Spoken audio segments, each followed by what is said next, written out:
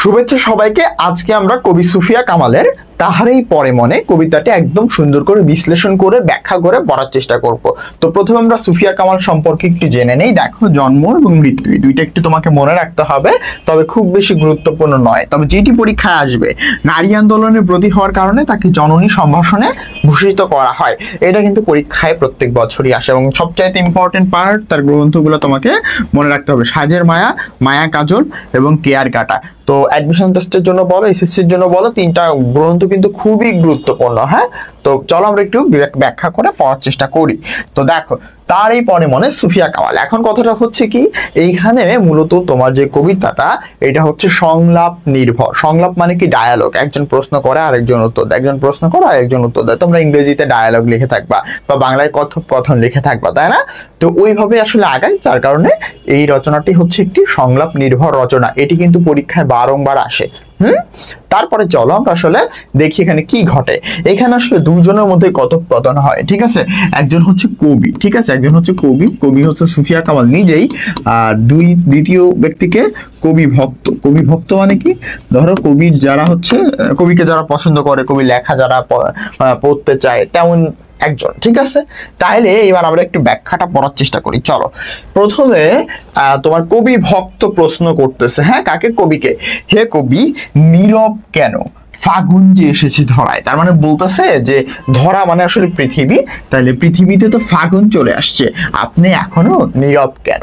তারপরে কি হয় দেখো, তারপরে বলতেছে বসন্তে বরিয়া তুমি লবে নাকি তব বন্দনায়। এইখানে একটু ব্যাখ্যাটা দেখো, বসন্তে বরিয়া তুমি লবে নাকি তব বন্দনায়। তব মানে কি তোমার, তোমার।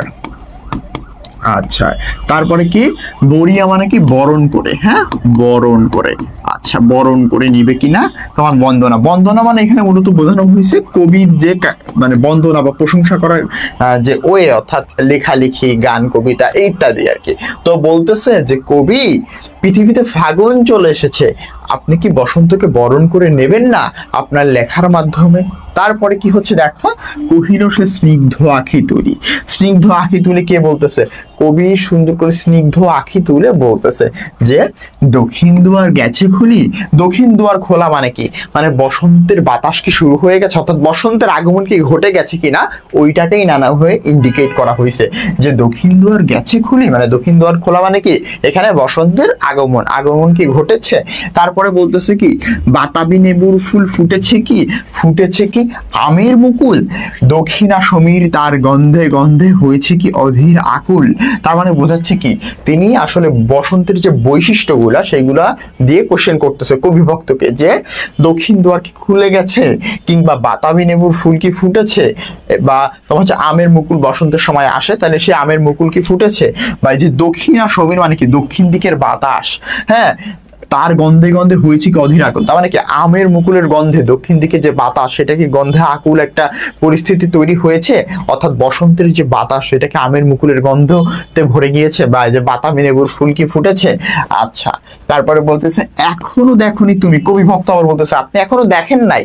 হ্যাঁ, কহিলাম কেন কবি আজ এত উন্মনা তুমি, কোথা তব নব পুষ্প সাজ। একটু বোঝার চেষ্টা করো। তখন কবিভক্ত বলতেছে যে আপনি এত উন্মনা কেন, বা উদাসীন কেন, বা আপনার মনোযোগ কেন নাই, হ্যাঁ, কিসের উপরে? এই যে বসন্তকে বন্দনা করা বা তার প্রশংসা করা, তাকে সুন্দর করে লেখা, হ্যাঁ, তো এইগুলা কেন আপনি মনোযোগ দিচ্ছেন না? তাই বলতেছে যে এখনো দেখো নাই, বা এখনো আপনি খেয়াল করেন নাই যে বসন্ত ঋতু কখন চলে এসেছে, তো আপনি কেন এখনো উদাসীন হয়ে আছেন।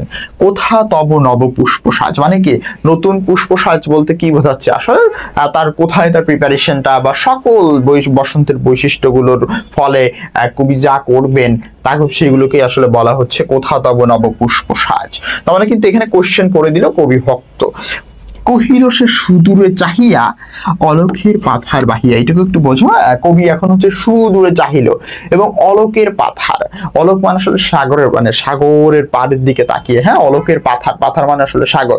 তাহলে এখন ব্যাপারটা কি দাঁড়াচ্ছে, অলোকের পাথার মনে করো কি অনেক দূরে সে তাকাইছে, কিন্তু এটা কবি কিভাবে উপমায়িত করেছে, সে যেন এমন ভাবে তাকালো ওই সাগরের ওই পারে তাকিয়েছে। তার মানে কি আনমনা হয়ে অনেক দূরে সে তাকালো। হ্যাঁ, অলোকের পাথার বাহিয়া মানে কি, ধরো ধরো এমন ভাবে তাকিয়েছে যে এই মানে অলোক মানে কি দৃষ্টির একদম শেষ সীমা, তাহলে এই দৃষ্টির শেষ সীমা এবং এইখানে আসতেছে পাথার মানে সমুদ্র, মানে দৃষ্টির শেষ সীমায় যে সমুদ্র আছে সেই দিকে যেন তাকায় বললো আর কি। তো এটা হচ্ছে আসলে অন্যদিকে তাকিয়ে অন্যদিকে মনোযোগ দিয়ে বলা, এটাই আর কি।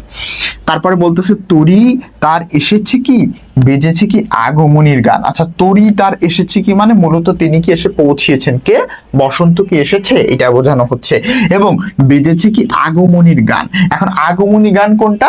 আগমনী গান হচ্ছে বসন্তের আগমনী গান, যে বসন্ত কি চলে এসেছে তিনি এখনো আসলে শিওর না, মানে তিনি খুবই উদাসীন, কারণ তার স্বামী মারা গেছে যার কারণে তার হৃদয়ে কষ্ট, এর জন্য তিনি লেখালেখি করতেছেন না।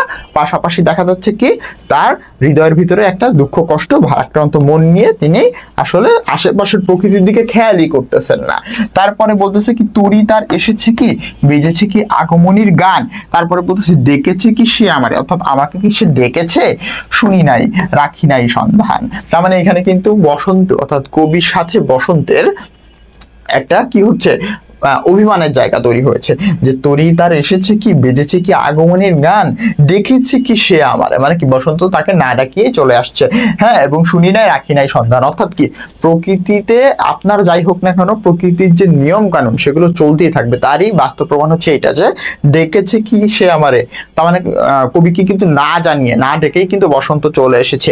আপনি আসলে একদিন মারা যাবেন বা তোমরা একদিন মারা যাবা, কিন্তু প্রকৃতির যে নিয়ম সেটা কিন্তু চলতেই থাকবে, শীত গ্রীষ্ম বর্ষা আসতেই থাকবে, প্রকৃতিতে মানুষ জন্ম নিতেই থাকবে, বা যত নিয়ম আছে আর কি প্রকৃতি আসলে প্রকৃতির মতো চলতেই থাকবে। বাট একদিন আসলে প্রকৃতির কাছে কিন্তু আমরা সবাই অসহায়, তাই বলতেছে যে ডেকেছি কি সে আমারে, শুনি নাই রাখি নাই সন্ধান। তারপরে দেখো কবি ভক্ত বললাম কহিলাম ওগো কবি রচিয়া লহন আজো গীতি, গীতি মানে আসলে গান, বা এখানে কবিতা গান যাই বলো না কেন। তো বলতেছে কবি ভক্ত যে আজকে আপনি গান রচনা করে ফেলেন, বসন্তকে বরণ করে নেন, তিনি ইন্সপায়ার করতেছে। বসন্ত বন্দনা মানে কি বসন্ত নিয়ে লেখালেখি আর কি, হ্যাঁ। তব কণ্ঠে শুনি এমোর মিনতি, মিনতি মানে কি অনুরোধ। তো বসন্তের বন্দনা মানে বসন্ত নিয়ে প্রশংসা, আপনার কণ্ঠে শুনি, এইটা হচ্ছে আমার অনুরোধ। কে বলতেছে? কবি ভক্ত। তারপরে দেখো কহিল সে মৃদু মধু সুরে নাই হলো না হোক এবারে, তার মানে কবি কিন্তু ইন্টারেস্টেড না, তিনি আসলে বলতেছে এবার না হলো কোনো সমস্যা নাই, মানে আসলে তার মনের অবস্থা তো ভালো না। তারপরে বলতেছে দেখো এখানে একটু অভিমান পাওয়া গেছে, দেখো বলতেছে আমারে গাহিতে গান বসন্তের আনিতে বরিয়া রহেনি সে ভুলে নিত এসেছে সে ফাগুন সরিয়া। একটু খেয়াল করো, আমারে গাহিতে গান মানে কি কবির গান গাওয়াকে পেতে অথবা হচ্ছে বসন্তকে যে কবি বরণ করে আনবে এর জন্য আসলে ভুলে থাকে নাই কে? বসন্ত। বসন্ত সে ভুলে থাকে নাই, অর্থাৎ কবির গান আসলে হয় নাই, বা দেখা যাচ্ছে কবি বরণ করে নিবে বসন্তকে তার লেখালেখির মাধ্যমে, এইটার জন্য বসন্ত কিন্তু ওয়েট করে নাই, বসন্ত তার টাইমলি সে চলে আসছে। তার মানে কি কবি যে বসন্তকে গান গেয়ে বরণ করতে পারে বা কবি বসন্তকে সুন্দর করে লিখতে পারে, তো ওইটার জন্য ওয়েট করে নাই, বসন্ত কিন্তু তার নিজের নিয়ম অনুসারে চলে আসছে। হ্যাঁ, কবির সাথে তার যে একটা অভিমান সেইখানে কিন্তু এটা প্রকাশ পাবে। দেখো আমারে গাহিতে গান বসন্তের আনিতে বরিয়া রহেনি ভুলে নিশে, তার মানে কি এই যে বসন্ত, বসন্ত কিন্তু ভুলে নাই, সে কিন্তু নিজ টাইমলি চলে আসছে, এসেছে কি স্মরণ করে? ফাগুন স্মরণ করে। অর্থাৎ এটা কি যে তার নির্দিষ্ট টাইম, অর্থাৎ ফাল্গুন মাস যখন আসবে অর্থাৎ নির্দিষ্ট টাইম আসার সময় সে কিন্তু চলে আসছে, কবির জন্য কিন্তু তিনি ওয়েট করেন নাই। তারপরে বলো দেখো কি বলা আছে, কহিলাম ওগো কবি অভিমান করেছো কি তাই, অর্থাৎ কি তুমি কি অভিমান করেছো? কে কোশ্চেন করতেছে? কবির ভক্ত। তারপরে দেখো যদিও এসেছে তবু তুমি তাহারে করিলেই বৃথায়, মানে কি বসন্ত যদিও আসছে কিন্তু তবুও তুমি তাকে বৃথা করছো। কেন বৃথা করছো? কবির ভক্তের অনুসারে, কারণ তুমি গান টান লেখো নাই, তাকে বরণ করে নিলা না, তো এটা তো বসন্তের জন্য একটা বৃথা ব্যাপার স্যাপার, তাই না? তারপরে দেখো কহিল সে পরম হেলায়, বৃথা কেন এই ফাগুন বেলায়, ফুটেনি কি ফুল কি ফুটেনি শাখে, পুষ্পারতি লভেনি কি ঋতুর রজন। এখানে বলতেছে কেন ব্যর্থ হবে, আমি গান লিখি না তার জন্য কেন আসলে বসন্ত আসাটা ব্যর্থ হবে, তার মানে অভিমানের সুরে বলতেছে। তারপরে বলতেছে কি ফুল তো আসলে প্রতি শাখে শাখে মানে কি ডালে ডালে ফুল তো আসলে ফুটেইছে, তাই না? তার পাশাপাশি দেখা যাচ্ছে পুষ্পারতি লভেনি কি ঋতুর রাজন, ঋতুর রাজন আসলে এখানে বসন্তকে বোঝানো হয়েছে, ঋতুর রাজা আর কি। তাহলে বসন্ত তো আসলে পুষ্পারতি, আরতি মানে অর্পণ করা, ঠিক আছে। তাহলে প্রকৃতির সকল গাছ, ফুল গাছ তাকে কিন্তু পুষ্পের আরতি দিয়েছে, তাই না? অর্থাৎ প্রচুর পরিমাণে ফুল তাকে দিয়ে বরণ করে নিয়েছে প্রকৃতির প্রত্যেকটা গাছ। এর জন্য বলতেছি যে পুষ্পারতি লভেনি কি ঋতুরাজা, তাই নাকি?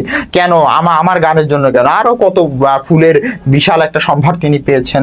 হ্যাঁ, প্রত্যেক শাখে শাখে ফুল ফুটেছে, এটাই বলতেছে। তারপরে দেখো, মাধবী কুড়ির বুকে গন্ধ নাহি, তার মানে কি মাধবী কুড়ি হচ্ছে এক ধরনের ফুল, তাহলে মাধবী কুড়ির বুকে তো গন্ধ এসেছে বা সুন্দর বসন্তের বৈশিষ্ট্যগুলো প্রকাশ পাচ্ছে। হ্যাঁ, করে নাই অর্ঘ্য বিরোচন, অর্ঘ্য মানে আসলে অর্পণ করা, পূজার সময় যে উপকরণগুলো অর্পণ করা হয়, তো ওই অর্ঘ্য বিরোচন মানে আসলে ফুলকে অর্পণ করা বোঝানো হচ্ছে। হ্যাঁ, বা প্রকৃতির যে যত সব সৌন্দর্য সেগুলো বসন্তকে যেন অর্পণ করে দিয়ে বরণ করে নিয়েছে। অর্থাৎ কবির জন্য বসন্ত বৃথা কেন হবে, যে কবি গান লেখা নাই তার জন্য বসন্ত বৃথা হয়ে যাবে, ব্যাপারটা এরকম না, এখানে আসলে একটু মনোমালিন্যের ব্যাপার আর কি। হ্যাঁ, তারপরে দেখো, হোক তবু বসন্তের প্রতি কেন এই তীব্র বিমুখতা, মানে কি বসন্তের প্রতি আপনার কেন এরকম তীব্র বিমুখতা, আপনি গান লিখতেছেন না, বিমুখতা মানে কি, তার দিকে আপনি মনোযোগী নেই আপনার, এরকম একটা। তারপরে এইখানে হচ্ছে টুইস্ট, এইখানে হচ্ছে পুরো কবিতাটা টুইস্ট। দেখো, কহিলাম উপেক্ষায় ঋতুরাজে কেন দেও তুমি ব্যথা, অর্থাৎ কি যে কবি আপনি কেন উপেক্ষা করে ঋতুর রাজ অর্থাৎ বসন্তকে আপনি ব্যথা দিচ্ছেন। তারপরে এইখানে আসল উত্তরটা তোমরা পেয়ে যাবা, কহিল সে কাছে সরে আসি, তার মানে এখন কবি কাছে সরে আসলো কার কাছে, কবি ভক্তের কাছে এসে এই আসল উত্তরটা দিল। সেটি কি, কুহেলি উত্তরি তলে মাঘের সন্ন্যাসী গিয়াছে চলিয়া ধীরে পুষ্পশূন্য দিগন্তের পথে। একটু দেখো, কুহেলি মানে আসলে কুয়াশা, উত্তরি মানে চাদর, আর মাঘের সন্ন্যাসী আসলে কে, সন্ন্যাসী শীত। মাঘের সময় সন্ন্যাসীরা যেমন অল্প সময়ের জন্য বিভিন্ন জায়গায় আসে, তেমন মাঘের সময় শীত সন্ন্যাসীর মতো আসে। এবং শীতের সময় কিন্তু গাছে কোনো ফুল থাকে না, গাছে কোনো ফুল থাকে না, কোনো ফল থাকে না, পাতাগুলো ঝরে যায়, তাই না, পাতাগুলো ঝরে যায়। এর জন্য এই যে সন্ন্যাসীরা যেমন খালি হাতে পায়ে আসে, তেমন এই শীত অর্থাৎ মাঘের সন্ন্যাসী শীত তিনিও কিন্তু খালি হাত পায়ে আসলে আসে। তাহলে দেখো, কুহেলি উত্তরি তলে মানে কি, কুহেলির চাদর মানে কুয়াশার চাদর নিয়ে মাঘের সন্ন্যাসী মানে আসলে শীত ঋতু বলতেছে। শীত ঋতু আসলে ঠিক যেন কেমন, সন্ন্যাসীর মতো। কেন, কারণ তার হাতে পায়ে কিচ্ছু থাকে না, মানে গাছে ফুল থাকে না, তারপরে দেখা যাচ্ছে যে তোমার গাছের পাতাগুলো ঝরে যায়, একদম ফাঁকা থাকে, তাই না? তাই কুহেলি উত্তরি তলে মাঘের সন্ন্যাসী। হ্যাঁ, তাহলে কুহেলি উত্তরি মানে হচ্ছে কুয়াশার চাদর পরে মাঘের সন্ন্যাসী, তাহলে এইটা মনে করো যে মাঘের সন্ন্যাসী। হ্যাঁ, তো এইটা হচ্ছে শীত ঋতু, তো এইটা হচ্ছে কুয়াশার চাদর পরে, কুয়াশার চাদর পড়লো, এই যে ওইটা হচ্ছে কুয়াশার চাদর পরে মাঘের সন্ন্যাসী গিয়াছে চলিয়া ধীরে পুষ্পশূন্য দিগন্তের পথে। তার মানে উনি বোঝাতে চাচ্ছে শীত ঋতুর হচ্ছে চলে গেছে, এবং তারপরে বলতেছে কি রিক্ত হাতে চলে গেছে। তার মানে কি শীত কোনো ফুল ফল কিচ্ছু না, একদম করুণ একটা বিদায় হয়েছে কয়েকদিন আগে শীতের, তাই না? তার মানে এখন বসন্ত চলতেছে, কয়েকদিন আগে কিন্তু শীত কি যেটা হচ্ছে মাঘের সন্ন্যাসী বলা হয়েছে, এবং সেটা কুয়াশার চাদরে মুড়িয়ে কুয়াশা নিয়ে সে কিন্তু চলে গেছে এবং বসন্তের আগমন ঘটেছে। তারপরে বলতেছে তাহারই পরে মনে ভুলিতে পারি না কোনো মতে। তার মানে কি তার হচ্ছে ওই শীত ঋতুটাকেই আসলে মনে পড়তেছে এবং সেইটাকে তিনি কখনোই ভুলতে পারতেছে না। আবার একটু খেয়াল করি, কুহেলি উত্তরি তলে মাঘের সন্ন্যাসী মানে শীত ঋতুটা অর্থাৎ মাঘের সন্ন্যাসীর মতো যে ঋতুটা সেটা হচ্ছে কুয়াশার চাদর পরে অনেক দূরে চলে গেছে, বসন্ত আসছে, তার মানে কি শীত চলে গেছে, এবং দেন গিয়াছে চলিয়া ধীরে মানে আস্তে পুষ্পশূন্য দিগন্তের পথে, মানে শীত ঋতুটা যে চলে গেছে ওইটা তিনি ভুলতে পারতেছে না। এই কারণে আসলে তিনি বসন্তকে গুরুত্ব দিতে পারতেছে না। এখন বসন্তকে কেন তিনি গুরুত্ব দিতে পারতেছে না, কারণ এই শীত ঋতুর মাহাত্ম্য অনেক বেশি। এই শীত ঋতুতে আসলে তিনি তার এই যে স্বামী নেহাল আহমেদ, ঠিক আছে, স্বামীর নাম হচ্ছে নেহাল আহমেদ, স্বামীকে তিনি হারিয়েছেন, অর্থাৎ তার স্বামী মারা গিয়েছিলেন। তাহলে তার স্বামী যেহেতু মারা গেছে শীতকালে, তিনি ওই শীতের যে বিদায় সেই বিদায়টাকে অনেক করুণ হিসেবে দেখেছে এবং সেই করুণ বিদায়ে তিনি ভুলতে পারছেন না, যার কারণে আসলে তিনি বসন্তের যে গীতি রচনা এদিকে মনোযোগ দিতে পারছেন না।